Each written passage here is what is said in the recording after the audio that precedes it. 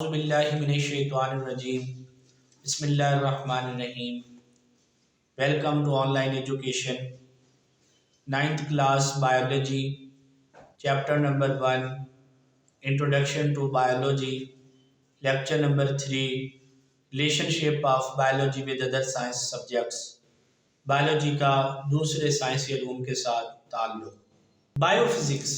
Biophysics deals with the study of principles and procedures of physics which are applicable to biological phenomena.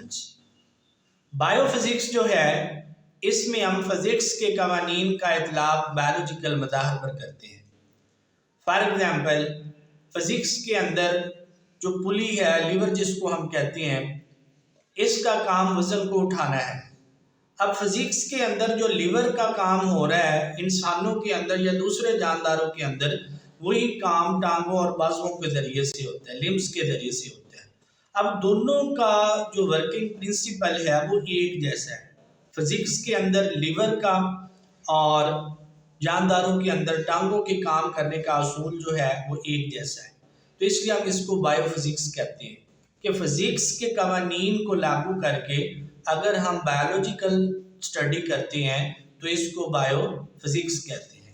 Bio chemistry deals with the study of chemistry of chemical compounds and different chemical procedures occurring in the living organisms.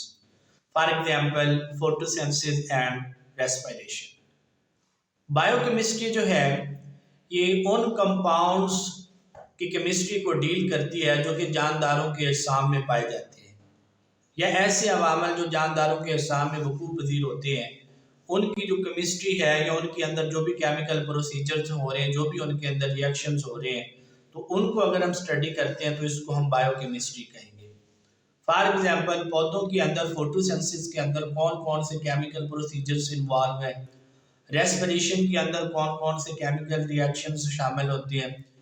تو اس طرح کے جو reactions ہیں یا پھر ان مختلف جانداروں کے اندر جو میٹابولک پروسیسز ہو رہے ہیں تو ان کو سمجھنے کے لیے ہمیں کیمسٹری کا بنیادی علم بنیادی نالج جو ہے وہ استعمال کرنا پڑتا ہے. تو اس کو ہم کہتے ہیں بایو کیمسٹری کہ جانداروں کے اندر ہونے والے جو مختلف کیمیکل اعمال ہیں اگر ان کے اوپر ہم کیمسٹری کے لاز کو استعمال کر کے کیمسٹری کے قوانین کو استعمال کر کے ان کو اسٹڈی کرتے ہیں تو اس کو ہم بایو کیمسٹری کہتے ہیں. بایو میتھمیٹکس یا پھر بایومیٹری. Biomathematics or biometry deals with the study of biological processes by using the techniques of math. بایومیٹری یا پھر بایو میتھمیٹکس کے اندر جانداروں میں ہونے والے عوام جو بھی جانداروں کے اندر ہونے والے جو مختلف عوامل ہیں ان کے اوپر اگر ہم میتھ اپلائی کر دیتے ہیں، میتھ کو لاگو کر دیتے ہیں، میتھ کے پرنسپلز لگا دیتے ہیں تو اس کو ہم بایو میتھمیٹکس کہتے ہیں. مثلاً ہم ایک کلاس میں جو ہے کلاس کے جو اسٹوڈنٹس ہیں ان کی ایوریج ہائٹ دیکھنا چاہتے ہیں کہ ان کے قد جو ہیں ان کی ایوریج ہائٹ کیا ہے. تو ہم کیا کرتے ہیں جی پوری کلاس جو ہے ان کی قد جو ہے وہ میئر کرتے ہیں، ان کی پیمائش کرتے ہیں اور ایٹ دا اینڈ ایوریج نکال لیتے ہیں اس کو. اب وہ جو ایوریج ہے وہ ہم بایولوجیکل ڈیٹا جو ہے اسٹوڈنٹس کا ہم نے ان کے قد کا حاصل کیا اور پھر ایوریج نکالا. اب ایوریج جو ہے اب وہ ایک میتھ کا جو ایک حصہ ہے، میتھ کا ایوریج جو ہے اب وہ میتھ سے ریلیٹڈ ہے، نصابی اوز بھی جس کو ہم کہتے ہیں. اب ہم نے بایولوجیکل ڈیٹا کے اوپر میتھ کا پرنسپلز کو لاگو کیا تو اس کو ہم بایو میتھمیٹکس یا پھر بایومیٹری کہتے ہیں. یا پھر ہم نے مختلف پلانٹس لگائے، کوئی فصل لگائی اور اس کے اوپر جو ہے کوئی ایکسپیریمنٹ کیا تو تجربے کے بعد جو ہمیں ڈیٹا حاصل ہوتا ہے اس ڈیٹے سے ریزلٹس نکالنے کے لیے ہم اس کے اوپر جو میتھ لگاتے ہیں. ایوریج کے لیے ہو گیا، اسٹینڈرڈ ڈیویشن ہے، معیاری انحراف جس کو کہتے ہیں، اسٹینڈرڈ ایرر ہے، رینج ہے. اس طرح کی جو ہم ٹیکنیکس اپلائی کرتے ہیں سب کو جو ہے وہ ہم بایو میتھمیٹکس کہتے ہیں. Bio geography.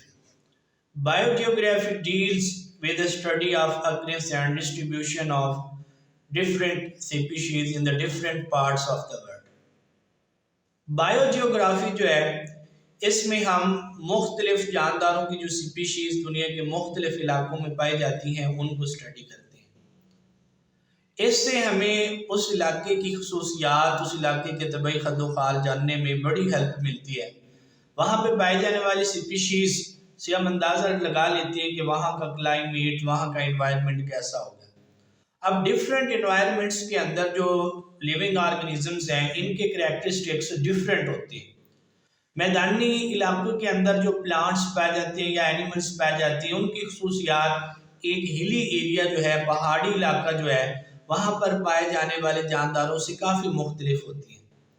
اب برفانی علاقے کے اندر جو جاندار پائے جاتے ہیں، ان کی جلد جو ہے، ان کی سکن جو ہے وہ موٹی ہوتی ہے ایز کمپیئر جو ادر اینیملز ہیں۔ اسی طریقے پلانٹس کے کریکٹرسٹکس کی بات کریں، صحرا کے اندر پائے جانے والے پلانٹس جو ہیں وہ میدانی علاقوں میں پائے جانے والے پلانٹس کی نسبت مختلف ہوتی ہیں، ان کی فزیک ڈیفرنٹ ہے، فزیکلی چینجز ہوتے ہیں ان کے اندر۔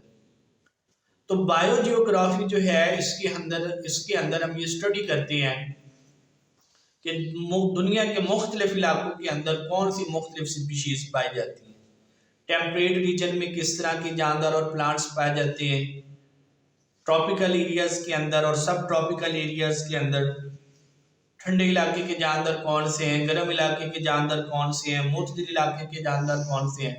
تو ان تمام چیزوں کو اگر ہم اسٹڈی کرتے ہیں تو یہ ساری کی ساری چیزیں جو ہیں یہ بائیو جیوگرافی کے اندر آ جاتی ہیں۔ Bio economics Bioeconomics deals with the study of the organisms from economical point of view. Bioeconomics کے اندر ہم جانداروں کو معاشی حوالے سے دیکھتے ہیں۔